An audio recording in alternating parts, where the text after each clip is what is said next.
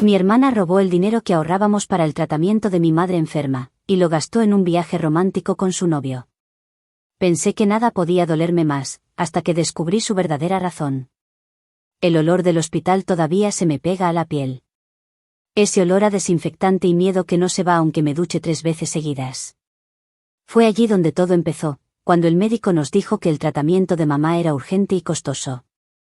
Yo sentí que el mundo se me deshacía en las manos, pero Lucía, mi hermana menor, me miró con esos ojos decididos que siempre tuvo y me dijo, lo haremos juntas.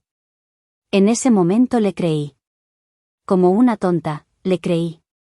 Abrimos una cuenta a nombre de las dos. Cada depósito era una promesa, cada billete, un pedazo de esperanza. Yo trabajaba doble turno en la panadería y a veces limpiaba casas por las tardes. Lucía decía que hacía freelance, que colaboraba con proyectos de diseño y que cada vez que cobrara pondría su parte. Y lo hacía, al principio. No mucho, pero algo. Yo nunca reclamé, porque pensaba que lo importante era el esfuerzo compartido. Había días en los que llegaba tan cansada que apenas podía hablar. Mamá, con la voz quebrada por la enfermedad, me decía que descansara, que ella estaría bien. ¿Y Lucía? Lucía siempre tenía una excusa para no quedarse a cuidarla. Que tenía reuniones, que estaba agotada, que necesitaba aire. Yo lo justificaba todo. Cada quien ayuda a su manera, repetía para convencerme. A medida que el dinero crecía en la cuenta, también crecía algo raro entre nosotras. Lucía se volvía más distante, más egoísta. Le molestaba que yo hablara del tratamiento, que revisara los gastos, que hiciera listas. No todo es dinero, decía con ese tono despreocupado que me irritaba. A veces la encontraba mirando fotos de viajes, lugares exóticos, playas, hoteles. Decía que era solo para distraerse, para soñar un poco. Yo no sospechaba nada. Estaba demasiado concentrada en sostenerlo todo, el trabajo, la casa, la salud de mamá, la cuenta. El día que el médico me dijo que ya podíamos iniciar la primera etapa del tratamiento, sentí un alivio que no puedo describir. Fui al banco temprano, con la carpeta de los documentos bajo el brazo y la sensación de que, por fin, estábamos avanzando. Recuerdo el sonido exacto del teclado mientras la cajera tecleaba nuestros datos. Luego, su ceño fruncido, la pausa incómoda y esa frase que me cortó la respiración, señora, la cuenta está vacía. Vacía. Como si alguien hubiera arrancado el suelo bajo mis pies. Pedí que revisara otra vez, que debía haber un error. Pero no lo había. Todos los retiros tenían la misma firma, la de Lucía. No lloré. No grité. Me quedé paralizada, mirando el comprobante que confirmaba que todo lo que habíamos juntado durante meses había desaparecido. Salí del banco tambaleándome. En la calle, la gente caminaba como si nada. Yo tenía el pecho lleno de fuego, pero nadie lo veía. En mi cabeza solo resonaba una pregunta, ¿por qué? Lucía no contestó mis llamadas, ni mis mensajes. Mamá me esperaba en casa, ilusionada, preguntando si ya habíamos pagado la primera parte del tratamiento. No supe qué decirle. Le mentí. Le dije que había un problema con el banco y que lo resolvería mañana. Esa noche no dormí. Revisé los movimientos bancarios una y otra vez, buscando algún indicio de que no fuera cierto, de que existiera una explicación lógica. Pero no la había. Todo el dinero había sido transferido, poco a poco, durante los últimos 3 días. Calculado. Planeado. Frío. Entre la rabia y la desesperación, intenté convencerme de que tal vez Lucía lo había hecho por error, o para mover el dinero a otra cuenta. Pero en el fondo, ya sabía la verdad. Ella me había traicionado. No por necesidad, sino por elección. A la mañana siguiente, me armé de valor y fui a su departamento. La puerta estaba cerrada, las luces apagadas. Nadie respondió. Me quedé frente a su buzón durante varios minutos, con el corazón martillándome en el pecho. Tenía la esperanza de que apareciera, que me diera una explicación, que dijera cualquier cosa que no fuera lo obvio. Esa misma tarde, mientras estaba en el hospital acompañando a mamá, revisé mi teléfono. Lucía había subido una historia en redes sociales, una foto en un aeropuerto, sonriente, con su novio. En el pie de foto escribió: «La vida es corta, hay que vivirla sin culpa». Sentí que me ardía la sangre. No podía creer lo que veía. El mismo dinero que debía salvarle la vida a nuestra madre, ella lo había usado para un viaje. Un viaje con su novio. Esa noche caminé por horas sin rumbo. Todo lo que construimos, la confianza, la promesa de ayudar a mamá, se había convertido en una mentira. No era solo el dinero. Era el acto en sí, robarle a una madre enferma, a una hermana que confiaba ciegamente. No hay perdón posible para algo así. Volví a casa con la determinación de enfrentarla, de arrancarle la verdad aunque me doliera. Pero cuando llegué, mamá dormía, frágil, con el respirador zumbando suavemente. Me senté junto a ella y le acaricié la mano. Pensé en decirle la verdad, pero no pude. ¿Cómo destruirle el corazón a una mujer que ya estaba luchando por respirar?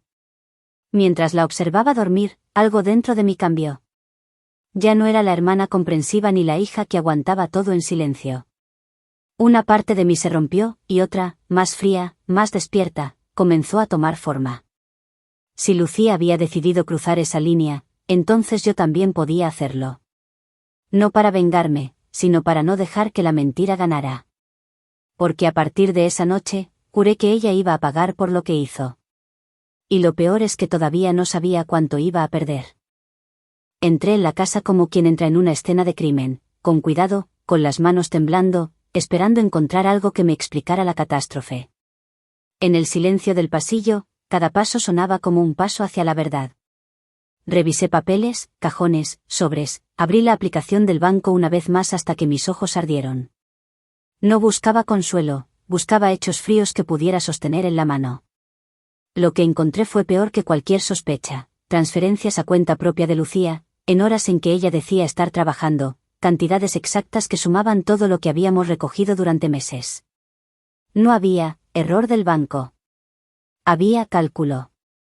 El descubrimiento era una navaja que giraba y no me permitía respirar. Cada número en la pantalla me devolvía fragmentos del engaño, fechas, montos, pequeñas descripciones que ahora sonaban a burla. Recordé los abrazos que dimos cuando abrimos la cuenta, la promesa de transparencia. Lucía había firmado esa promesa con la misma mano que ahora aparecía en los recibos. Sentí una náusea profunda y una rabia ancestral, una que no tenía que ver solo con el dinero sino con la traición deliberada.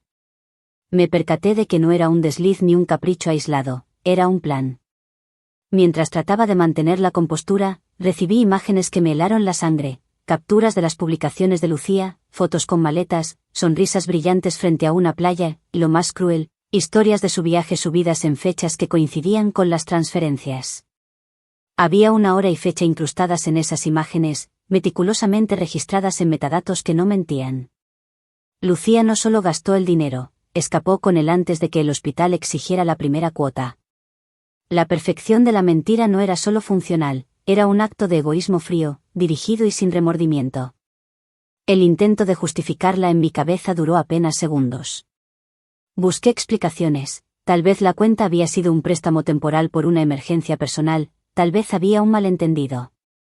Pero las pruebas no cedían: mensajes que sugerían complicidad con su novio, transferencias a su tarjeta y luego a la cuenta de él, reservaciones pagadas en su nombre.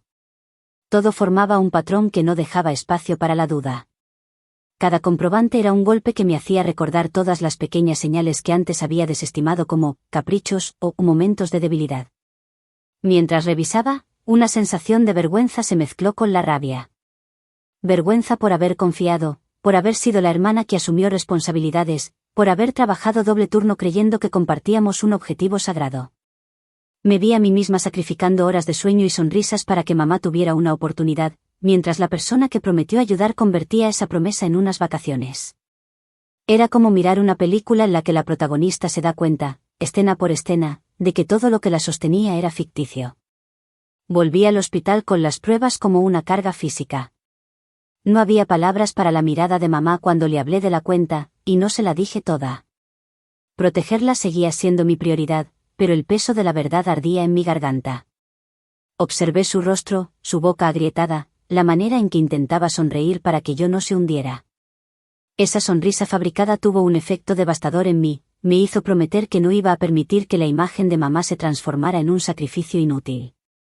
Lucía no podía salir impune. La ira me empujó a buscar ayuda. Hablé con un asesor del banco, pedí que registraran todo, su cara profesional no mostró sorpresa, solo un protocolo frío que me hizo sentir aún más sola. Hice llamadas que antes hubiera pospuesto por pudor o por esperanza de que la situación se resolviera sola. Cada llamada confirmaba lo mismo, las transferencias habían sido autorizadas y ejecutadas con la identificación de Lucía. No había marcha atrás y la única posibilidad era enfrentar la realidad con números en la mano. Mientras juntaba evidencias, me reencontré con recuerdos que ahora parecían premonitorios, la forma en que Lucía se retiraba de las conversaciones sobre gastos, su irritación cuando yo hablaba de ahorrar, su insistencia en vivir ahora, como mantra. Eran rasgos que yo había interpretado como desesperación juvenil o necesidad de escape. Ahora, al reconstruir la línea de tiempo, vi que eran piezas de un rompecabezas que llevaba meses montándose en secreto. La herida no era solo económica, era la destrucción deliberada de un pacto familiar. La sensación de humillación no tardó en convertirse en furia metódica. Empecé a documentar todo, capturas, correos, mensajes, imprimí extractos y compilé una línea de tiempo que explicaba, con frialdad administrativa, cómo el plan se había ejecutado. Cada página que añadía a la carpeta era un tirón de poder que recuperaba de las manos de Lucía. No era venganza, era justicia en su forma más mínima, que la verdad quedara registrada y que nadie pudiera decir que esto era fruto de un malentendido. No permitiría que la narrativa se torciera para convertir a la víctima en culpable. Pero en medio de la furia práctica, hubo un momento de tristeza tan profundo que pensé que me iba a desmoronar. Pensé en las veces que caminamos juntas cuando éramos niñas, en las canciones que nos sabíamos de memoria, en el día en que acordamos, entre lágrimas, cuidar a mamá si algo pasaba. Esos recuerdos se volvieron cuchillas. Comprendí, con una claridad aterradora, que Lucía no solo había traicionado un banco o un plan, había destruido la idea de familia que nos sostuvo durante años. Esa traición se sentía como una amputación emocional que dolía en lo más íntimo de mi historia. La noche que terminé de organizar las pruebas, me invadió una calma extraña, pétrea. No era alivio, era una resolución. Tenía en mis manos la evidencia de que Lucía había planificado todo días antes del pago del hospital. Tenía las fotos con fechas, los movimientos bancarios que coincidían con reservas de viaje, los mensajes que mostraban conversaciones sobre escapar y no mirar atrás. Cada archivo era una pieza que confirmaba lo que mi instinto había susurrado desde la primera noche vacía en el banco: esto no fue un error. Fue una elección consciente. Sin embargo, la parte más devastadora aún estaba por llegar. Mientras revisaba un último correo, encontré un archivo adjunto que no esperaba, una copia de un recibo, con una firma que no podía ignorar. Era un comprobante de pago de una clínica privada, emitido días antes de la transferencia. La fecha coincidía con una conversación que Lucía había tenido con su novio, la suma representaba apenas una fracción de lo que faltaba, pero su propósito era claro: desviar una mínima parte para simular una necesidad y así camuflar el robo mayor. Era demasiado meticuloso para ser casual. El descubrimiento me dejó helada. No era ya solo la frialdad del acto, sino la inteligencia detrás de él. Lucía no había improvisado, había confeccionado una cortina de humo que pudiera explicar la ausencia del dinero si alguien se acercara. Y lo peor, esa cortina funcionó, por un tiempo, incluso conmigo. Me dolió admitir que fui engañada con habilidad. Pero ahora, con la carpeta en la mesa y la noche cerrada en la ventana, comprendí que tenía en mis manos la posibilidad de desmontar esa cortina. La verdad estaba lista para ser expuesta, y mi corazón, aunque partido, estaba decidido.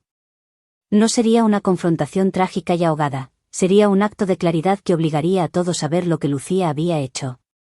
Sabía que el siguiente paso no sería fácil, implicaría elegir entre proteger la imagen de la familia o proteger la memoria de mi madre. No dudé. La elección ya estaba hecha dentro de mí. Antes de dormir, miré por última vez la pantalla del teléfono. Había una foto de Lucía sonriendo en la playa, con el reloj de la cámara marcando una fecha que no se correspondía con ninguna emergencia que pudiera justificar ese gasto. Sentí un frío que me atravesó hasta los huesos. No solo había robado el dinero, sino que había celebrado con él. Esa imagen quedó clavada en mi mente como una promesa. La mentira ya no era perfecta. Y yo estaba lista para deshilachar cada hilo de su tela. Las horas siguientes fueron un desfile de llamadas, excusas y una tensión que me carcomía los nervios. Decidí confrontarla directamente. No podía seguir pretendiendo que era un error administrativo o un malentendido pasajero. Le escribí un mensaje claro, sin rodeos, pidiéndole que hablara conmigo. Pasaron minutos, luego horas. Finalmente, su respuesta llegó como una bofetada. Estoy ocupada, luego te explico. No hagas drama. Drama. Así llamó al hecho de haber vaciado la cuenta destinada a salvarle la vida a nuestra madre. Esa palabra me rompió más que el robo mismo. Cuando al fin la localicé por teléfono, su voz sonó fingidamente calmada. Dijo que sí, que había transferido el dinero, pero que lo necesitaba solo por un tiempo. Que lo devolvería antes del vencimiento del pago. Su tono era arrogante, como si estuviera explicando algo menor, como si yo fuera una niña histérica incapaz de comprender. Quise gritarle, pero me quedé muda. Cada palabra suya era gasolina en el fuego. Tú no entiendes, repitió, yo también tengo vida, no puedo pasarme los días pensando en hospitales. Sentí que el aire se me escapaba. Colgué sin despedirme. Esa noche mamá volvió a tener fiebre. Su respiración era corta, irregular. Mientras la asistía, intentaba no mirar su rostro para que no leyera la desesperación en el mío. Me preguntó por Lucía, si había hablado con ella, si todo estaba bien con el dinero. Asentí. Mentí. La mentira se me clavó en la lengua como una espina. No quería que su corazón débil soportara otro golpe, pero al hacerlo, me convertí en cómplice del silencio. Era una carga insoportable, ocultar la verdad para protegerla, al mismo tiempo, ver cómo la enfermedad la desgastaba sin el tratamiento que necesitaba. Los días siguientes fueron una coreografía de impotencia. Busqué préstamos, hablé con conocidos, con compañeros del trabajo. Nadie podía prestar una suma tan alta en tan poco tiempo. Mientras tanto, Lucía seguía inalcanzable. Me bloqueó en redes, en mensajes. La única forma de verla era a través de las fotos que otros compartían, risas, playas, cócteles, su novio abrazándola bajo un cielo que no conocía la culpa. Publicaba frases como, solo se vive una vez, o, el amor también es libertad. No había ni rastro de vergüenza. Intenté no mirar más, pero las imágenes me perseguían incluso con los ojos cerrados. Cada foto era un recordatorio de que el sufrimiento de mamá había sido el precio de su placer. Y no solo eso, me estaba robando algo más valioso que el dinero. Me robaba la fe en los lazos de sangre. Empecé a pensar que tal vez Lucía siempre había sido así, solo que yo me negaba a verlo. Egoísta desde niña, acostumbrada a que la rescataran, a que los demás asumieran las consecuencias de sus impulsos. Pero robarle a mamá, eso era una frontera que ninguna excusa podía cruzar. Poco a poco, la historia comenzó a filtrarse en la familia. Una prima que trabajaba en el mismo banco escuchó rumores. Un tío llamó, con tono preocupado, preguntando si era cierto que el dinero se había perdido. Yo no dije nada, pero Lucía sí. Supo adelantarse, construyó una versión en la que yo era la irresponsable, la que manejó mal las cuentas, la que había provocado el desorden. Dijo que por vergüenza me inventaba una historia para culparla. En pocos días, las miradas de sospecha cayeron sobre mí. Algunos familiares me escribieron mensajes ambiguos, otros me evitaron. El golpe más duro no fue el rumor en sí, sino comprobar lo fácil que Lucía manipulaba la narrativa a su favor. La soledad se volvió mi nueva casa. Nadie quería involucrarse, nadie quería tomar partido. Era más cómodo creer que todo era un malentendido entre hermanas. Pero yo vivía cada día con la verdad martillando en mi cabeza. Mamá cada vez estaba peor, y el dinero no alcanzaba ni para los medicamentos básicos. Me juré que si ella se moría sin recibir su tratamiento, no volvería a dirigirle la palabra a Lucía. Ni una sola. Ni siquiera para maldecirla. Una tarde, mientras cambiaba las sábanas del hospital, mamá me tomó la mano con una fuerza que no sabía que le quedaba. Su voz era apenas un hilo, pero clara, yo sé lo que ella hizo. Sentí que el corazón me saltaba al pecho. No supe qué responder. Mamá apretó mi mano y continuó, no digas nada todavía. Pero no dejes que el mundo crea que tú fuiste la culpable. En ese momento entendí que ella lo sabía desde hacía tiempo. Que quizá había reconocido la verdad en mis silencios, en mis respuestas forzadas, en la manera en que Lucía evitaba mirarla cuando la visitaba. Y sin embargo, mamá no la odiaba. Lo supe por la manera en que pronunció su nombre, con un cariño triste, como si todavía la protegiera a pesar de todo. Esa noche, mientras la veía dormir, recordé algo que me persiguió durante años. Mamá siempre decía que las mentiras familiares se pudren en silencio, pero cuando se abren, limpian el aire aunque duelan. Y esa frase se volvió mi decisión. No podía seguir protegiendo la imagen de Lucía ni cargar con una culpa que no me pertenecía. Si mamá quería que el mundo supiera la verdad, yo se la iba a mostrar. Pero no iba a hacerlo de cualquier manera. Quería que Lucía sintiera lo mismo que yo sentí cuando vi aquella cuenta vacía, esa mezcla de frío, vértigo y humillación. Quería que entendiera que hay errores que no se corrigen con lágrimas ni excusas. Comencé a planearlo en silencio. No una venganza inmediata, sino algo más preciso, más certero. Iba a recoger pruebas, mostrarle a cada familiar el verdadero rostro de Lucía. Iba a exponerla, sin gritos, sin dramatismos, solo con la verdad desnuda. Porque a veces la verdad duele más que cualquier castigo. Esa misma semana, mamá tuvo una recaída fuerte. Llamé a Lucía, y contra todo pronóstico, respondió. Su voz sonó quebrada, pero no por remordimiento, sino por nervios. Me dijo que estaba lejos, que no podía venir, que el viaje la había dejado sin dinero. Me limité a escucharla en silencio. Cuando colgó, comprendí que no tenía intención alguna de regresar, ni de disculparse. Solo quería que todo desapareciera, como si borrar el contacto bastara para borrar la culpa. Esa noche, sentada en el pasillo del hospital, abrí el cuaderno donde anotaba cada gasto, cada deuda, cada intento de préstamo rechazado. Era el registro de mi impotencia, pero también la semilla de mi redención. Al lado, pegué una copia de los movimientos bancarios de Lucía, los recibos de su viaje, y escribí con tinta roja una sola palabra: pruebas. Mamá no mejoraba, pero su última frase seguía martillándome: deja que el mundo sepa. Y eso haría. Pero cuando la verdad saliera a la luz, no habría marcha atrás. Porque si Lucía destruyó a nuestra madre por egoísmo, yo iba a destruir su mentira con la misma precisión con la que ella nos robó. El tiempo empezó a deshacerse. Los días ya no tenían forma, solo existía el sonido de los monitores del hospital y la voz cansada de mamá preguntando si todo estaba mejorando. No lo estaba. Cada factura que llegaba era una sentencia. Y aún así, me negaba a decirle la verdad.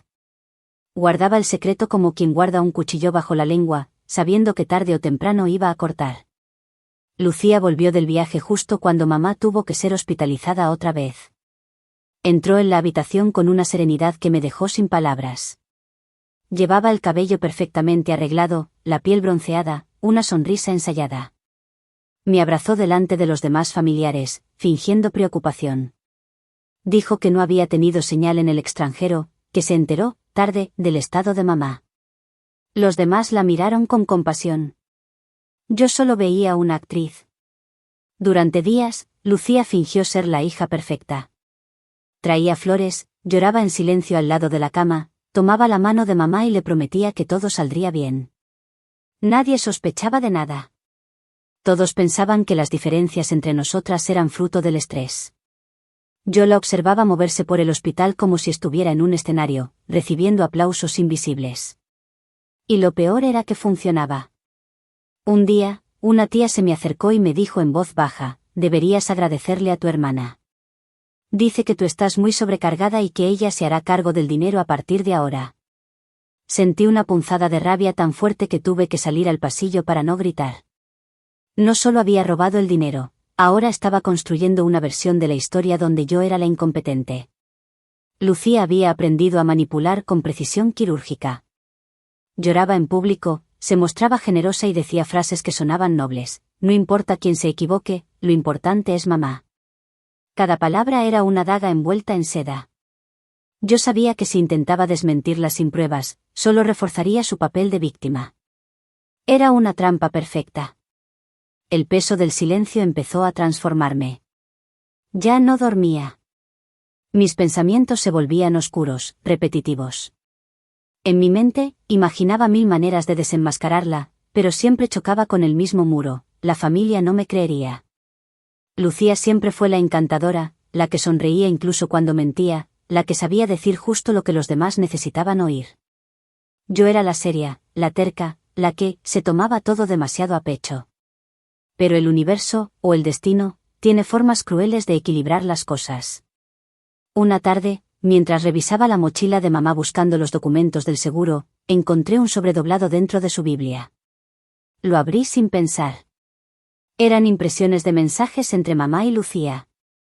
Fechados semanas antes del viaje. En ellos, Lucía confesaba que había usado parte del dinero, temporalmente, para ayudar a su novio, pero que lo recuperaría pronto. Mamá le rogaba que no tocara esa cuenta, que el tratamiento dependía de ello. Lucía respondía con frialdad: tú no entiendes, necesito respirar.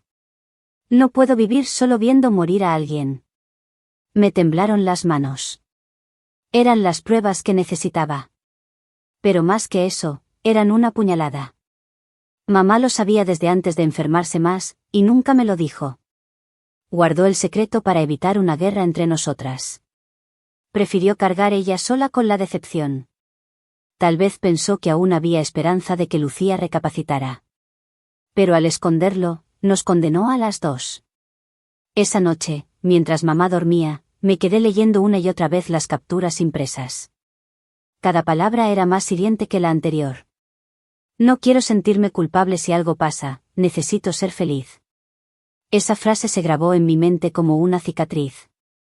Lucía había tomado una decisión consciente: preferir su felicidad momentánea al dolor de su madre. No había error, solo egoísmo puro, brutal. Al día siguiente, cuando llegué al hospital, Lucía estaba sentada junto a mamá, fingiendo rezar. Me observó, sonrió con dulzura y me dijo que había pensado en organizar una colecta entre amigos para ayudar con los gastos. Yo asentí, fingiendo calma. Por dentro, solo había fuego. Le dije que me parecía buena idea, que incluso podríamos hacer una reunión familiar para explicarlo todo. La expresión de su rostro cambió apenas un segundo, un microgesto de incomodidad. Supo que algo no encajaba. Durante esa semana, preparé todo. Reuní los mensajes de mamá, los extractos bancarios, los recibos de reservas de hotel, las capturas de sus publicaciones. Imprimí cada prueba.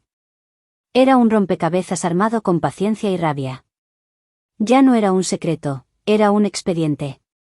Y en el centro de todo, una frase escrita por mamá en uno de los mensajes: Lucía, si usas ese dinero, estarás matando lo que queda de mí. No podía permitir que esa frase quedara enterrada en silencio. Mientras tanto, la salud de mamá empeoraba. Los médicos dijeron que lo más importante era mantenerla tranquila. Yo asentí, sabiendo que lo que estaba por hacer no era precisamente pacífico. Pero había algo que ella me había pedido con la mirada antes de quedarse dormida la última vez: verdad. No redención, no castigo, solo verdad. La noche anterior a la reunión familiar, apenas dormí. Tenía la carpeta sobre la mesa, los documentos ordenados, la mente en ebullición. Recordé cada momento en que Lucía me manipuló, cada lágrima falsa, cada palabra envenenada. Y me di cuenta de algo: el silencio no me había protegido, me había hecho cómplice. Así que decidí romperlo todo. A la mañana siguiente, cuando todos llegaron, tíos, primos, incluso el novio de Lucía, ella tomó la palabra.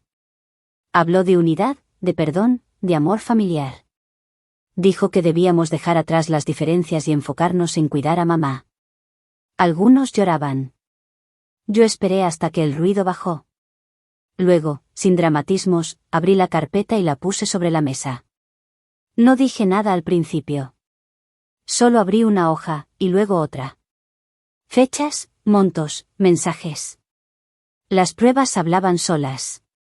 Las caras comenzaron a cambiar. El silencio se volvió denso, como si el aire se solidificara. Lucía intentó reír, balbucear explicaciones, pero las palabras no le salían. Su novio bajó la mirada. Mi tía, la que la había defendido, se llevó una mano al pecho. Lucía me miró con una mezcla de rabia y súplica. Su máscara se desmoronaba. Quiso acercarse, pero di un paso atrás. Me temblaba todo el cuerpo, no de miedo, sino de alivio. Por fin, la verdad tenía voz. Y cuando el murmullo se convirtió en un silencio absoluto, la miré a los ojos y le dije con calma: «Mamá merece saber que la mataste por dentro antes de morir». Su rostro se quebró en 1000 fragmentos. Nadie dijo nada. Por primera vez, Lucía entendió que su mentira había terminado. Lucía no lloró. No gritó.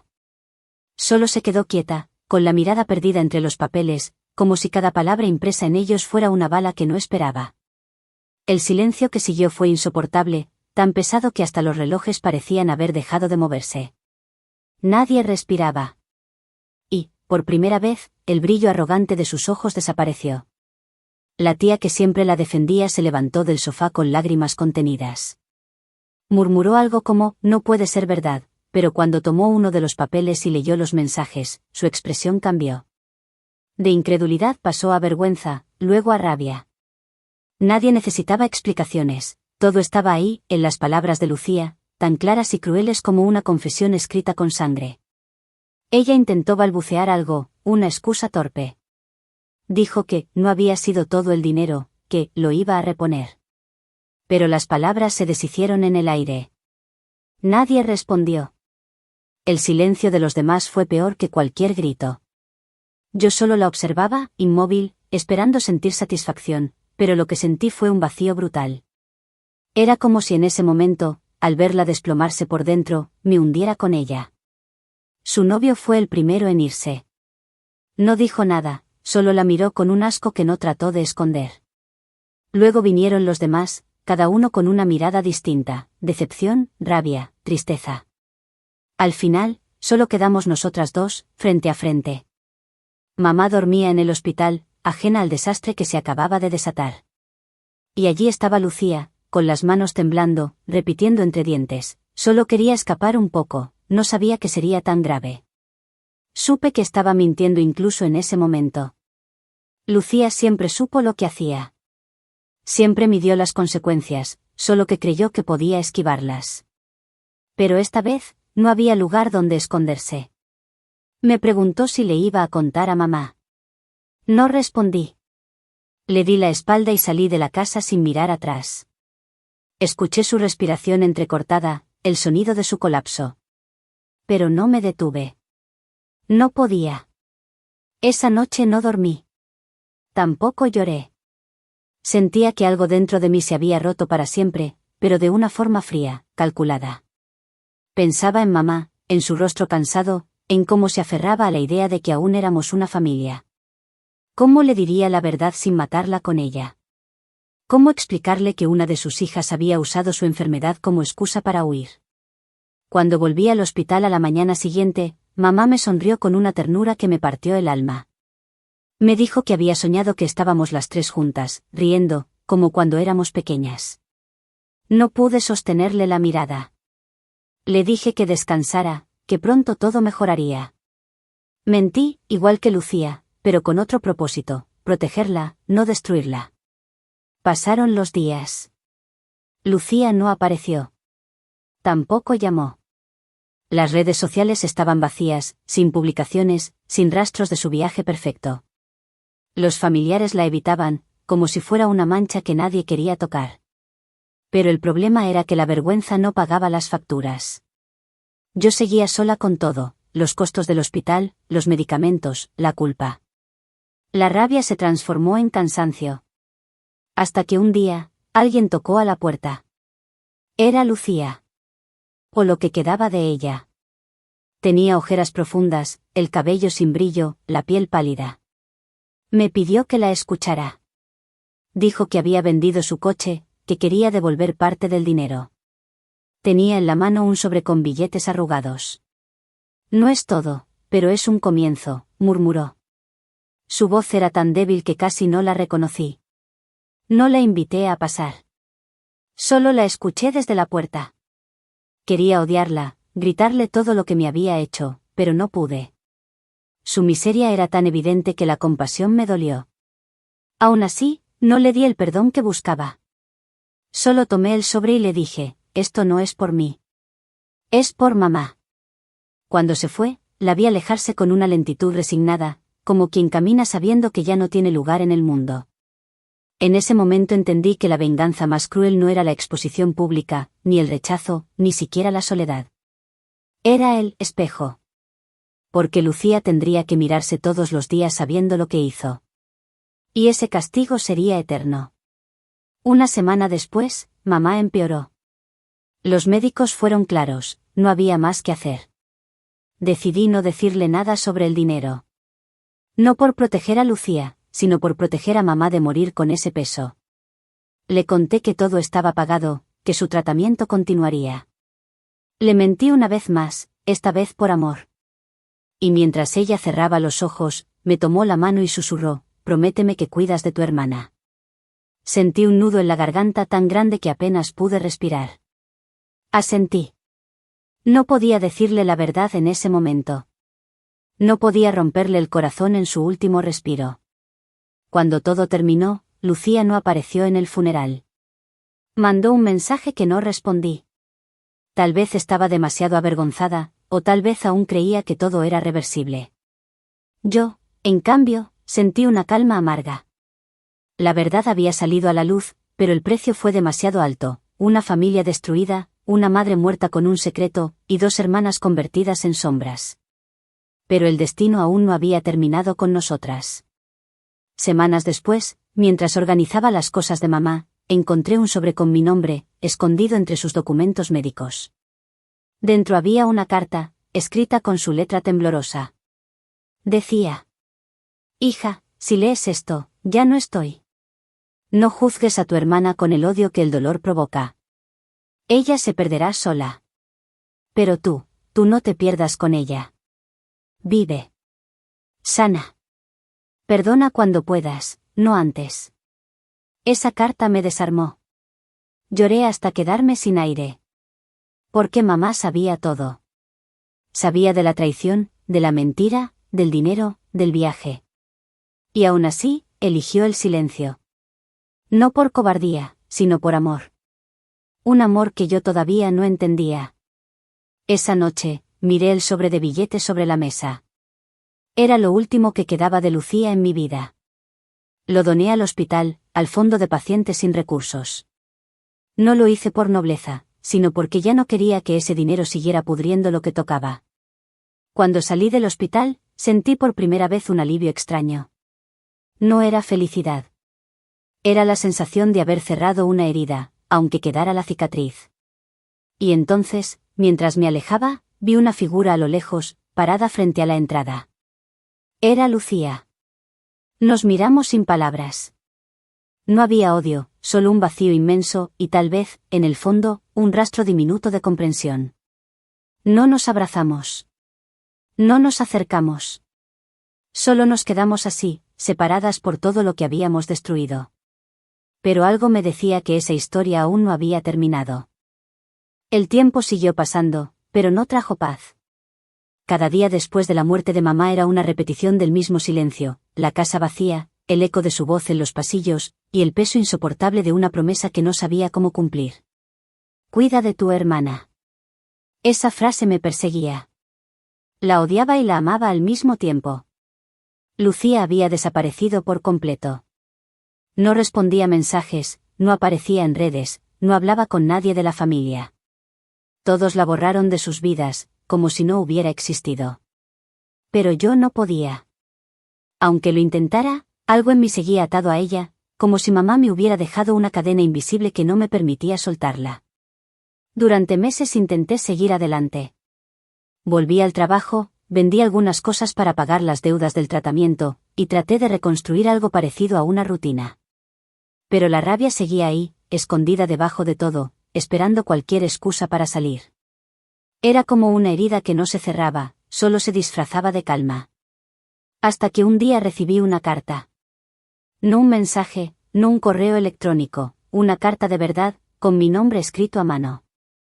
El sobre estaba arrugado, y al abrirlo reconocí de inmediato la caligrafía de Lucía. Decía que estaba viviendo en otra ciudad, trabajando en un café, tratando de empezar de nuevo. Me pedía que la perdonara, no por lo que hizo, sino por haber sido tan ciega. Decía que ahora entendía lo que mamá había tratado de enseñarnos, pero demasiado tarde. No supe qué sentir. Parte de mí quería romper la carta en pedazos, pero otra parte sintió algo parecido a compasión. No porque mereciera perdón, sino porque, de algún modo, ya estaba pagando su condena. Vivía lejos, sola, sin familia, sin amigos, sin reputación. Su castigo era existir dentro de la culpa. Pasaron semanas antes de que decidiera responderle. Le escribí una carta corta. Le dije que no estaba lista para perdonarla, pero que tampoco deseaba su mal. Que mamá no habría querido vernos convertidas en enemigas, pero que no sabía cómo reconstruir algo sobre las ruinas. La envié sin esperar respuesta. No supe de ella durante meses.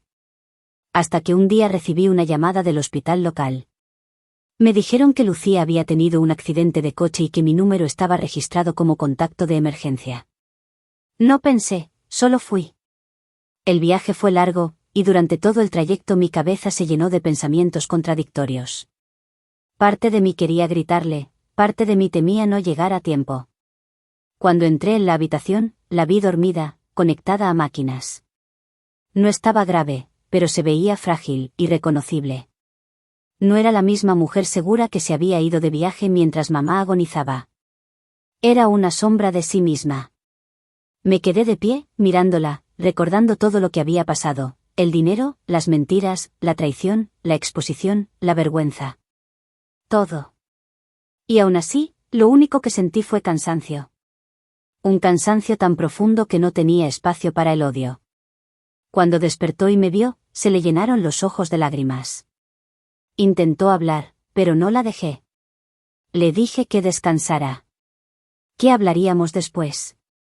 Y por primera vez, no me sentí en guerra con ella.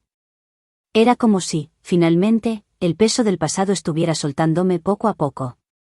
Pasamos días en silencio. Yo la visitaba cada mañana, le llevaba comida, leía en voz baja los libros que a mamá le gustaban. No hablábamos del dinero, ni del viaje, ni de mamá. Era un pacto tácito, una tregua frágil. A veces la veía mirarme con culpa, y otras con una gratitud tímida que me rompía el pecho. Una tarde, mientras guardaba sus cosas, encontré un sobre en su bolso. Adentro había un recibo de transferencia. Había donado lo que quedaba de sus ahorros al mismo fondo del hospital donde yo había dejado el dinero de mamá.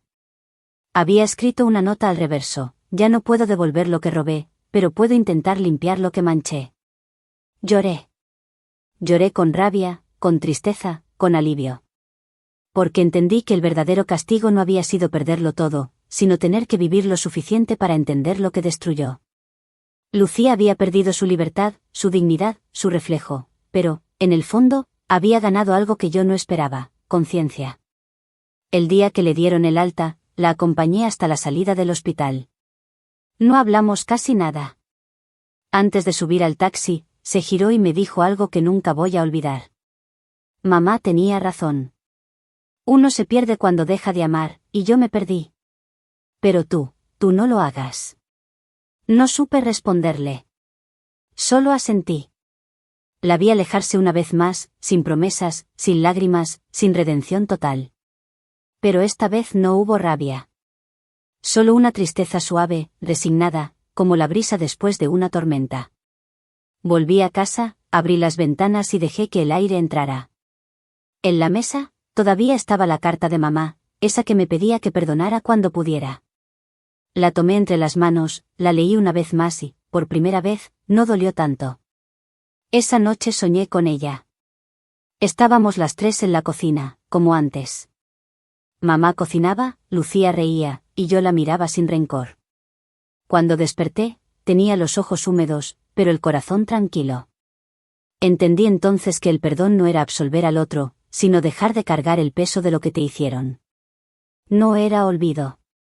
Era libertad. Lucía y yo no volvimos a ser hermanas en el sentido más puro, pero ya no éramos enemigas. Nos escribíamos de vez en cuando, mensajes breves, sinceros.